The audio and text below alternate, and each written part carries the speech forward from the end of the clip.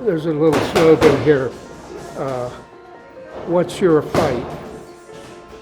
And your fight is your personal fight. What are you fighting for? Or Parkinson's. Parkinson's disease. The fight I'm preparing for is labor.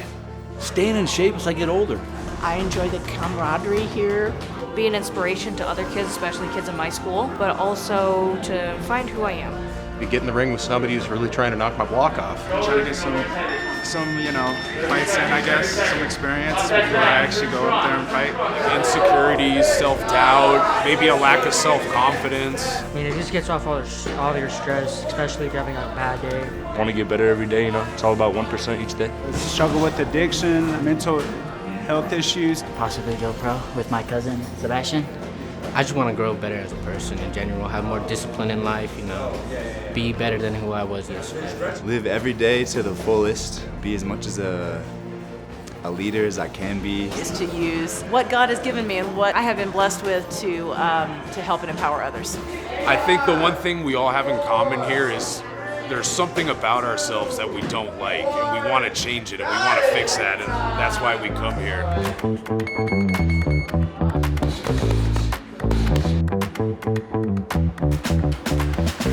We're a very close gym. Everybody here supports everybody. Everybody here helps everybody. We are a team. This gym changes lives. It's changed my lives. I've seen kids come in here who nobody had ever told them that success follows hard work. And they pick up the ethos of boxing, which is you work hard if you want to be good. And it changes their lives. We are a team. We support each other. When you're done, you're sweaty, you're like, yeah, I did something. You walk out with your bag and you feel like you've spent 45 minutes to an hour just helping your body and your mind. Sometimes you don't feel like coming in, you're too tired, and then you do the workout and you leave here feeling so much better. Definitely. And it's fun, and if it wasn't fun, we wouldn't stick with it. This has become a very important place for our community. I mean, we have friendships that have formed. We have lives that transform here. And for some people, this is their escape. This is their sanctuary. But this is an important place for many people. I think everyone else has the same mindset when it comes into here, and it's all positive, There's no one comes in here negatively, and if they do, then they take it out on the bag, and once it's out, it's out. I like all the people I get to meet, and I like being pushed as an athlete. I feel like it's a good spot for anybody to grow from young to old, and it's a good active thing that anybody could do, especially if you're into self-defense. I was kind of skeptic and scared a little bit, like I was afraid from a kid, but seeing him box and seeing the team members around here, and they make sure everything's safe. The type of community it builds and keeps kids in here instead of doing some crazy stuff out somewhere else. It's something I look forward to, and when you're an elderly person, you have to have these social situations, which like she said, the camaraderie is phenomenal. Look, remember, this hand goes twice. This hand goes twice. And then this hand goes once. Oh, yeah. There we go.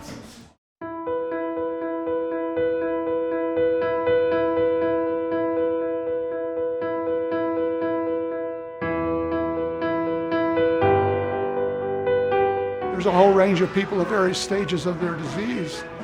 And some people can hardly walk, and some people feel like they could go on forever. And I think most people are in the middle somewhere. They manifest different symptoms. For everybody it's different. They kind of call it a designer disease because it affects everyone just slightly differently. Parkinson's is a disease of contraction. Most of the time, people can have Parkinson's for most of their life, and the symptoms don't present themselves until later. Things acted out probably 2.5 years ago for me, and so I got the diagnosis.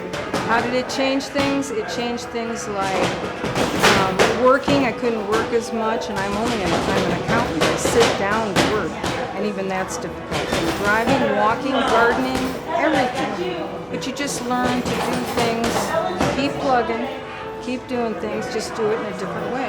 I had done some research. My wife wrote an article, and Alan Alda came out and said he had Parkinson's disease, and he couldn't hide it anymore. And my wife said, I think you have it too, because the things he described, you're doing. I've had Parkinson's since then. You know what I read? I saw a thing on 60 Minutes about Parkinson's and boxing years before I ever knew I had it. Years. And when I was diagnosed, I remembered that show that talked about it, and I found that there was such a program going here in Durango, so I joined right in, right away. She said, you got to come. There's a Parkinson's part. I was shy about it because it was just hard for me to make that step. It was a no-brainer when I first came because Katie makes it great at what she does. I mean, she's a great coach. She gives you the kind of attention she gives a professional boxer that trains here. You get the same attention from her. And the expectation is to put out, Well, I like the camaraderie, the people that I share that same prognosis with. The other thing I like is the old adage, if you got to do anything at all, keep moving. And that's what these guys are doing, is they're keeping moving. One thing I can do is come to this gym and hit the bag. And I got to tell you, it's really one of the best things I do for myself. If we come to boxing, we average 7 to 10 people, okay? But the Parkinson's community is much larger than that. And Katie also puts in her time as she runs a meeting once a month for Parkinson's outside of the gym. We do have a monthly social thing where we get together and do something together fun. I would invite them and say, hey, taking this boxing class. I'd encourage anyone to try it. I mean, if it doesn't feel good, if it's not a good fit, once you try it, well, then you try it. And also, if you feel like you're a little weak, maybe I can't do that, try it anyway. Because when I first started, I'd walk away, my legs would be wobbling, and I thought, my God, this wore me out. But it builds your strength. It really does, and your confidence. And there's great people here, so it's fun too. So I just encourage anybody can do it. And if you want, I think the thing that is the most important to me is that it gives me confidence, and just confidence in my body. And with Parkinson's, they say the most proactive thing you can do is be physical. And I mean, very physical. I mean, not just, take a walk. So it really works with coordinating your brain, coordinating your hand and feet movements, and it's a lot of fun and good camaraderie. I guess my only regret is that I probably didn't start this when I was in high school. There's a stigma, a bad stigma on it. It's fighting. I mean, to others, it's fighting. To us as boxers, it's a sport. It's a sport, and you have to be disciplined. In the same way with football, basketball, baseball, track, all that. I've done all them sports, and they go together. But the thing is, though, boxing is different. Because if you're not training hard, you're gonna feel it literally and figuratively, right? You're gonna get a busted nose. People coming in with Parkinson's, people coming in who have been victims of domestic violence, people coming in with trauma from home, who just after a couple weeks they just their heads are lifted up a little bit. They seem bigger, they seem more confident, and it really doesn't take that long at all to see the difference happen. It has a stigma to it, and that I think is a barrier to people. The perception of boxing is a stigma. Doing the right thing, commitment. We have kids here who have had problems fighting in school, and after a bit here, that problem seems to go away. They'll fight in the ring, and afterwards, they'll literally hug their opponent. They'll show respect, and you don't get that without someone like Miss Katie running things. Once I found boxing, if you want to be successful in this sport, you can't be out there drinking, drugging. You know, you got to be in bed at a certain time. You have to eat right, and that's what it showed me. You know, that you have to be disciplined in all aspects, and it changed my life because I was getting into trouble. You know, I went to jail. I was in juvenile as a kid, and I was getting into fights, and then after fighting for, you know, ever since I started boxing, I never been into a street fight. Before then, it wasn't good. I guess I just fight to be a really good person, I guess, you know? I could have been the opposite and been anywhere in the streets, doing anything, getting into trouble, or doing nothing with my life, you know? About a year ago, I was diagnosed with PTSD, and I've had anger issues all my life. So the first time I ever came in here, my friend Brock actually introduced me to this gym. And ever since that first class or my first intro, I couldn't stop hitting the bag. I was genuinely just really fell in love with that bag. I found myself, I think maybe I got lost a little bit, you know, with unhealthy eating and, you know, like doing a whole bunch of nothing. And I remember sitting there and I'm like, man, looking in the mirror, I was like, I used to be a fitness freak. I'm like, what the hell happened? And then, you know, I thought that was long and gone, but coming in here helped me tap into it again. When I'm having a bad day at work or I'm doubting myself, I come here and I leave, and it's all gone. It all disappears, you know. Getting the mindset to do, like overcoming, like I can't do it. Like I gotta keep going to do more stuff to become a better self. Like I haven't overcome that barrier yet. It keeps me on like a good track in life, I'd say. You know, I'm not doing anything crazy outside of here. You know, it's just work here, sleep, and that every day. Say we're not brutes beating each other up. We're doing it for the fitness aspect. So boxing gyms change lives, and even kids' lives. You know, like self-defense, self-confidence. You know, learning how to deal with, be calm in pressured situations. You know, being composed. You know, and it just shows a lot of great values. You know, that can be instilled for your everyday life. We really love welcoming families, welcoming businesses, welcoming individuals who maybe have never pictured themselves boxing. It's one of the things you really need to come and see and try to understand. Many of our members who are the most faithful never in a million years thought they would be in a boxing ring. I feel like we provide the space, we provide the vehicle, and it pretty much I think people get what they need here. Some people are looking for a family, and that's what they find. Some people just need a community. Some people just need to hit something really hard.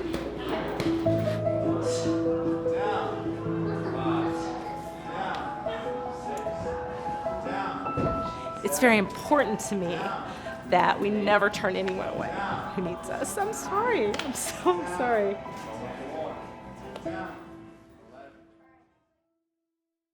Going to be celebrating a man who's been in the gym for 5-6 years. He's going to be 96. We have a guy who's turning 96 tomorrow. But he said, well, he's 90, and this was 6 years ago, so I thought, well, shoot, if he can do it, I can do it. I remember one day that George, he pointed at a chair to me and he said, you see that? That'll kill you. And I take his advice because, I mean, look at him. He's the champion at 95 years old and still boxing. You know, I'd love to be George. Dude's 96 and he comes in and he's got good form and he's hanging. And he's in class and he's hitting the bag. He's not hitting as hard as he used to. But, you know, who could ask for something better than that? Be in such good shape in your 90s that you not only get out of the house, you go to the gym. I think a lot of times too, when George is able to come, I mean, he's such an inspiration that here is this sweet little gentleman just working so hard at his age. And if I get tired, I'm like, well, as Karen said, well, look at him. He's going after it, so. Be like George. Yeah, you know, he's a pro. Well, my name is George Kane. I've been a member of the Good Fight Boxing Club since its inception. I am the senior of the seniors. it's been a place that I have found to be probably one of the best situations I've ever had in my life. I'm liable to get hurt in this game. I didn't play pity-pat pickleball. I went for the ball. At my age, it takes 4 times longer to get well. So I'm looking for something new, and Katie had this. I took her on as a personal trainer, and so she started teaching me, and that's how I got into it. And it's been the best thing for me. I'm going to keep doing it till I can't. In those days, you get 2 kids that look like they were the same size or the same weight. They put the gloves on and say, "Okay, boys, get in there and show me what you can do." So we go in there and slam into each other, and I didn't think that was any fun.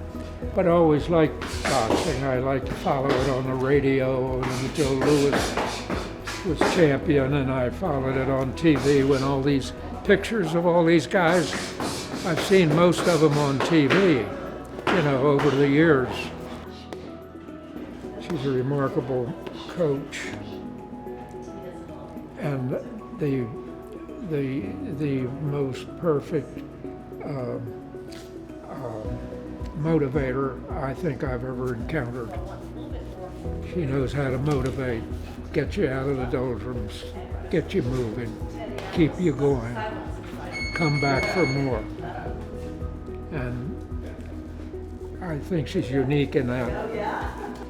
She's got a knack that helped me most. And your fight is your personal fight. What are you fighting for? What are you fighting against? Is it disease? Is it, well, you gotta fight. So, but here, it's do it together. And we motivate each other on those bags. When somebody's tired, we say, "Okay, but get going," Well, they got a quote from me on the wall in there. And it says, "Here you can choose your future." Right here. You come here and you join this group. You join this group of seniors. And you can pretty well determine what your future life is going to be by being here. That's the unique thing of this place. It's building blocks with people who you see regularly. Up at the other gyms, and in most gyms, you go, you work out, you meet a couple of buddies that help you do this and that, but that's it. What these kids that are coming, and any of them that are learning how to do this, I think would be the best thing in the world for them. And if a few of them want to turn pro, there's nothing in Durango to help them except her. But if Durango could have something going, I think the spirit would spread. Kids would be more interested if their mothers don't tell them they can't do it.